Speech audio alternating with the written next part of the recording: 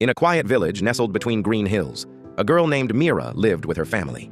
Her home was simple, made of wood and clay, and stood just across a shimmering river that flowed gently past the village like a silver ribbon. The river had always fascinated Meera. It whispered secrets as it moved, and its water sparkled under the moonlight. Beyond the river, on the edge of a deep, mysterious forest, there was a lake. But no one from the village ever went there. The elders spoke in hushed tones about a serpent who lived by the lake.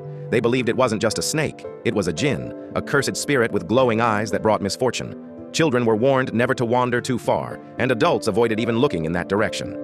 But Meera was different.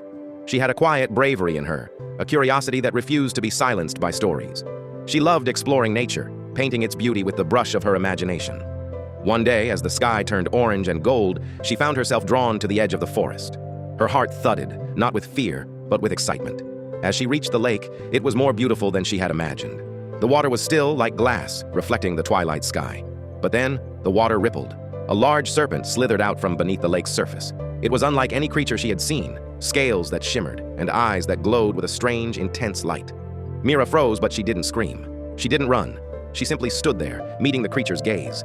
The light in its eyes was not terrifying to her. It was sad, deep, ancient. The serpent paused as if confused by her calmness. And then, something magical happened. The serpent's form shimmered, twisted, and slowly it transformed. In place of the snake now stood a man, tall, otherworldly, with the same glowing eyes and a regal presence. His voice was like wind over water.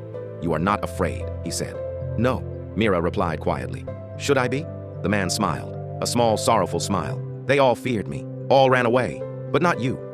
His name was Azaan, and he told her his truth. Long ago, he had been a guardian spirit, protecting the lake and forest from harm. But when greedy invaders tried to poison the land, Azaan unleashed his power to protect it. In doing so, he was cursed into a serpent form by the dark sorcerers who died in the process. The villagers, having forgotten his protection, passed down only the tail of the snake with evil eyes. "But I never wanted to harm anyone," he said, "only to protect what I loved." Meera visited him every day after that. They talked for hours about the stars, the river, life, and pain. She brought him books, shared stories of the village, and painted his lake with wild colors. And slowly, something bloomed between them, gentle at first, like a flower pushing through frost, then stronger, like roots finding the earth. Love. But they both knew this love would not be easy. Azaan could not step foot into the village. His curse would return if he crossed the river, and even if he did, the people would never accept him. Meera began to dream of a way to break his curse. But there were no spells, no ancient scrolls to fix it, only belief.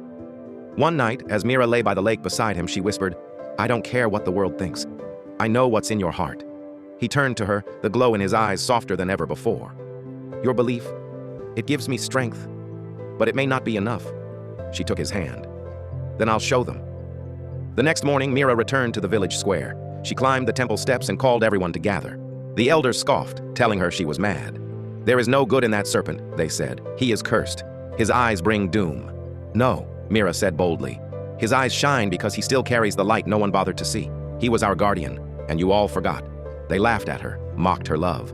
But she didn't back down. That night she stood at the riverbank, holding a lantern. On the opposite side, Azaan appeared in his human form.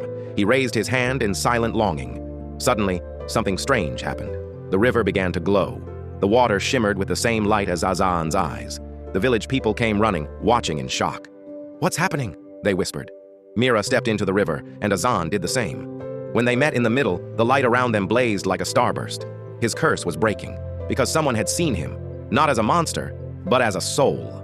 In front of the whole village, the serpent spirit became fully human.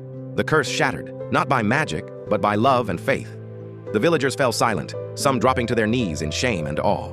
Years passed. Meera and Azaan built a small home by the lake. The forest that had once been feared became a place of peace.